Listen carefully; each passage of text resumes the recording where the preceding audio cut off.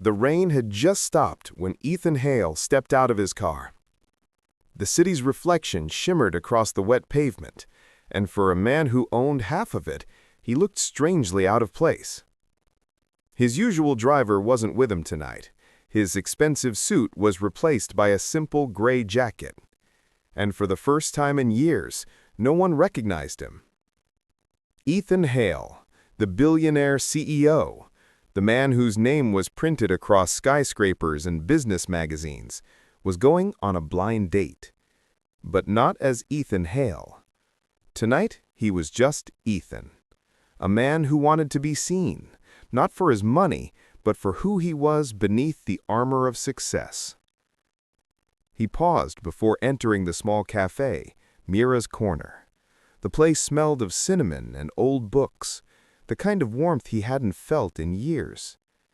Through the glass, he saw a woman sitting by the window, messy hair tied into a bun, a simple white shirt, and a gentle smile as she sipped her coffee. That was her, Lena Carter, the single mom his assistant had insisted he meet. "She's nothing like the women you usually meet," she'd said. And she was right. Ethan walked in quietly. The bell above the door chimed, and for a moment Lena looked up.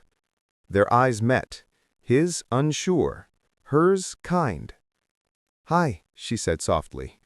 "You must be Ethan?" He nodded, awkwardly tucking his hands into his pockets. "Yeah. Sorry, I'm a little late." "No problem," she smiled. "I almost thought you'd changed your mind." If only she knew how many times he almost had. The first few minutes were painfully quiet. Ethan wasn't used to small talk. His world revolved around numbers, deadlines, and boardrooms. But Lena, she spoke like silence didn't scare her. She told him about her little son, Sam, who was 6 and obsessed with dinosaurs, about the bakery she worked at, about how she still believed people could be kind, even after life wasn't. Ethan listened. Really listened. He found himself laughing for the first time in months when she imitated her son's T-Rex roar. "You know," she said, smiling over her cup, "you don't talk much. Are you always this quiet, or am I just really bad at dates?" Ethan smiled back. "No, you're actually kind of amazing at it." And he meant it. Hours passed. They walked through the park after dinner, sharing stories under flickering streetlights. She asked him about his life, what he did, what he dreamed of, and he hesitated. I used to work in tech," he said vaguely. "Now I'm taking a break, trying to figure things out." Lena nodded thoughtfully. "That sounds nice. Taking a break. Most people don't get that luxury." Her tone wasn't bitter, just honest. Ethan wanted to tell her that he hadn't really taken a break in 15 years, that even when he slept, his phone never stopped buzzing, but he didn't.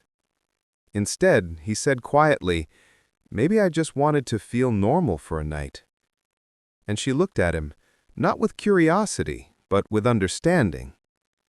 "You seem lonely," she said softly. Ethan froze. No one had ever said that to him before. Not his employees, not the women he dated, not even his therapist. "Lonely?" he repeated, forcing a smile. "That's a strong word." She shrugged. "It's just something I saw, in your eyes. Like you're carrying a lot but don't have anyone to share it with." Ethan didn't know how to respond, because she was right. When the night ended, he walked her home. A small apartment building with peeling paint and warm lights glowing behind curtains. "This is me," she said, turning to face him. "Thank you for tonight. It's been a while since I laughed this much." Ethan smiled. "Same here." She hesitated, then asked gently, "Can I see you again?" And for the first time in years, he didn't check his calendar or think about his next meeting. He just said, "Yeah, I'd like that." When she went inside, Ethan stood there for a long time, staring up at her window. For a man who had everything, he'd never felt this kind of peace.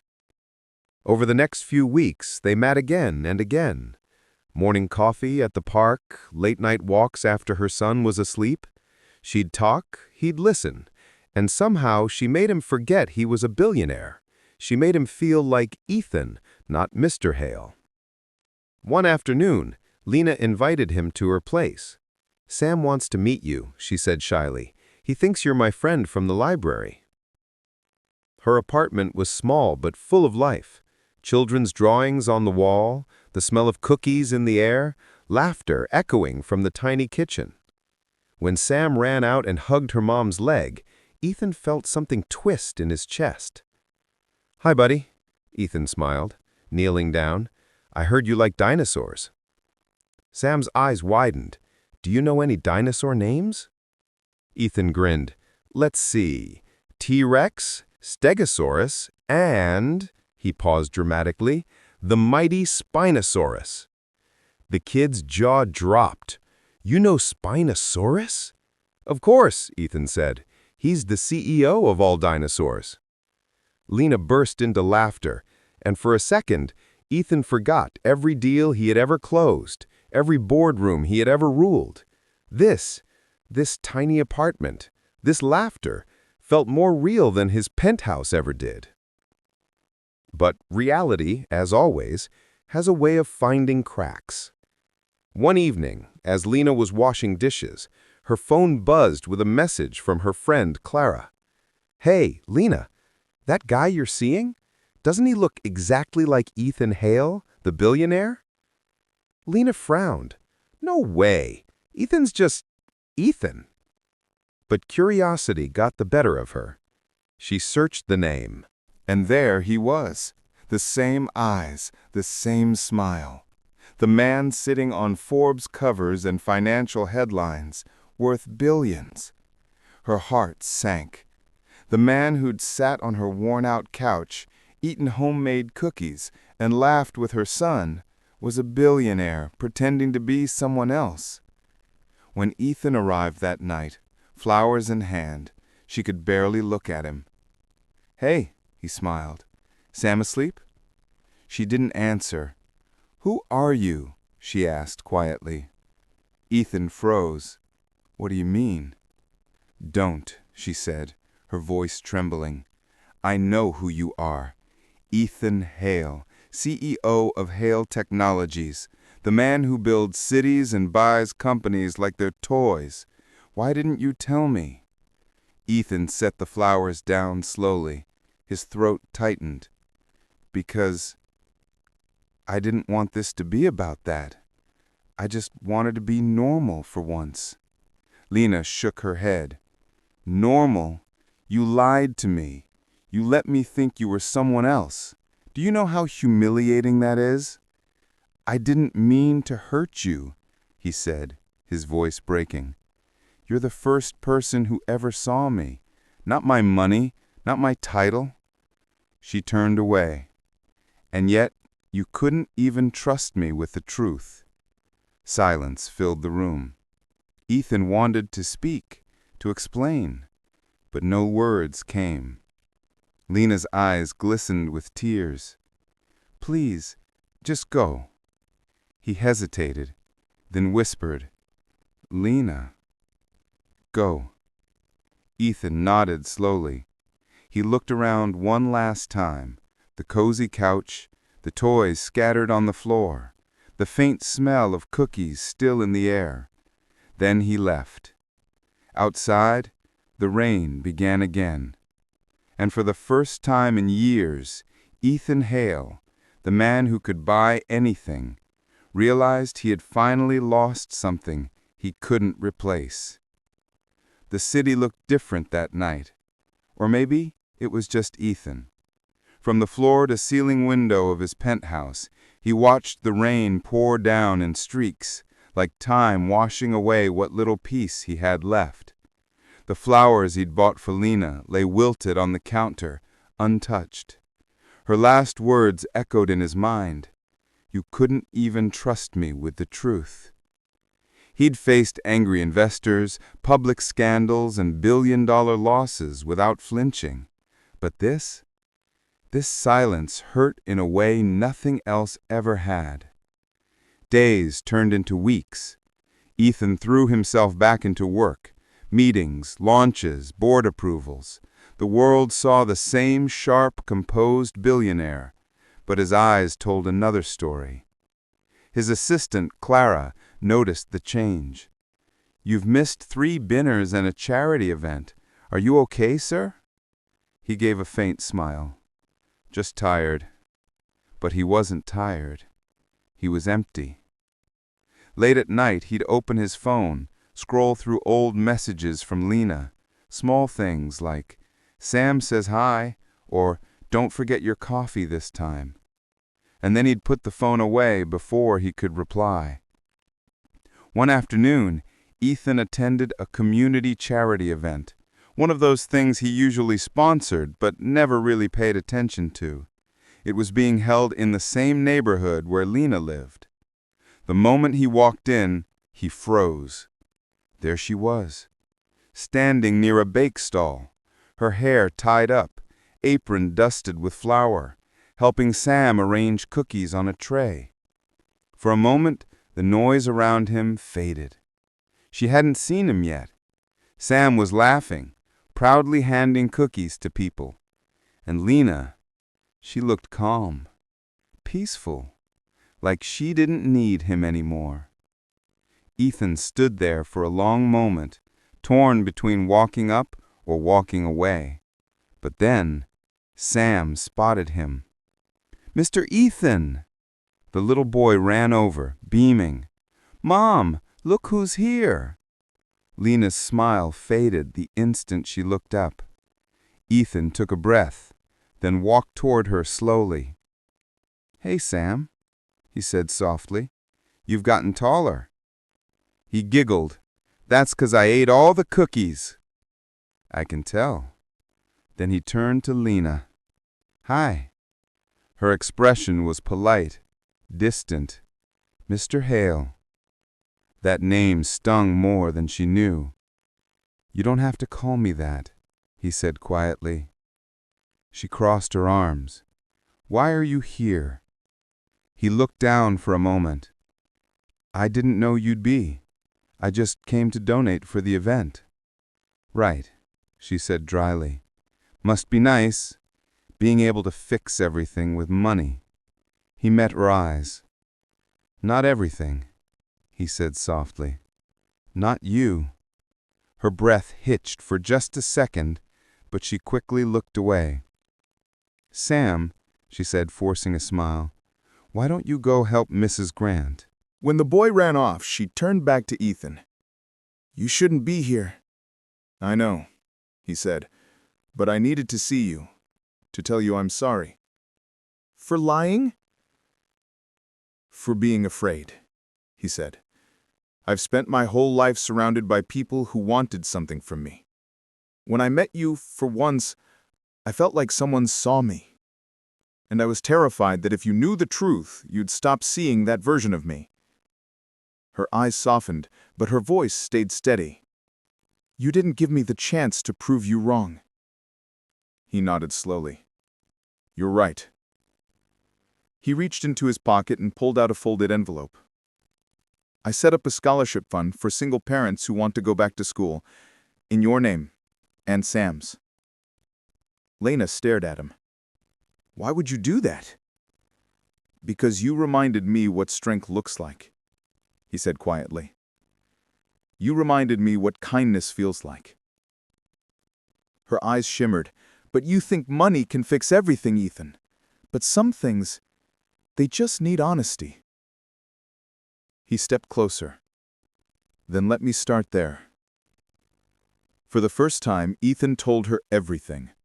About losing his parents young, about building an empire from nothing, about the loneliness that came with every achievement, and about how one evening in a tiny cafe he'd felt seen for the first time in decades.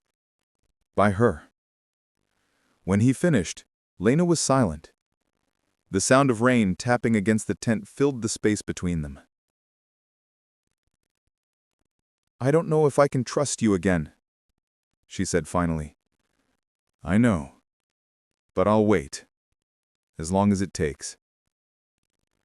He didn't ask for forgiveness.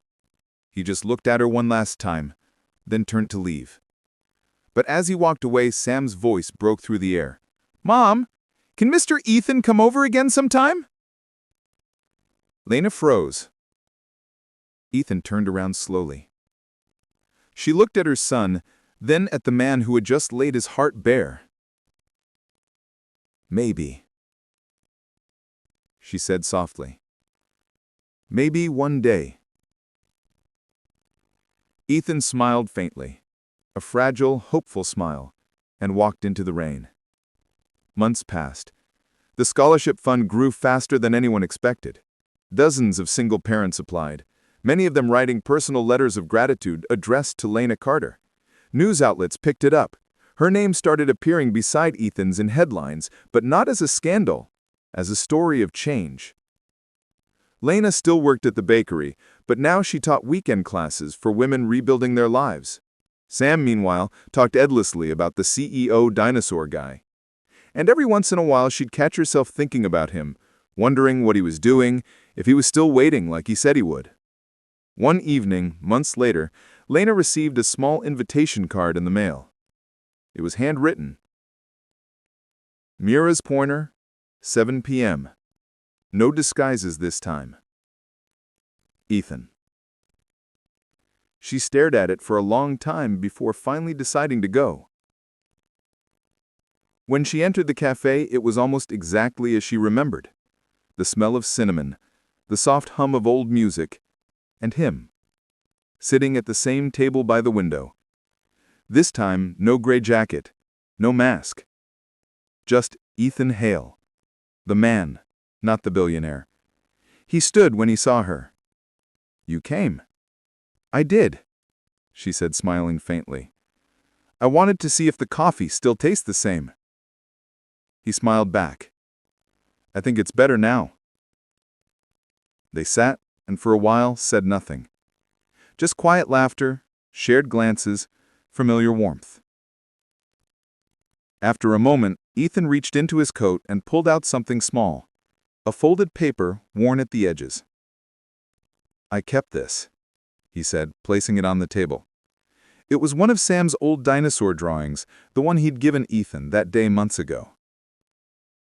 He said I should keep it to remember to smile. It worked. Lena felt her throat tighten. "You didn't have to wait for me." He smiled gently. "I didn't wait. I grew." As the evening sun faded behind the window, they walked outside together. The rain had stopped, leaving behind that same silver reflection on the streets where they first met. "Do you think we can start over?" he asked quietly. Lena looked up at him. Really looked, and saw the same man she'd met that first night. Only now he wasn't hiding anymore. "Maybe,"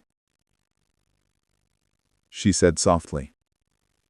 "But this time, no disguises." He smiled.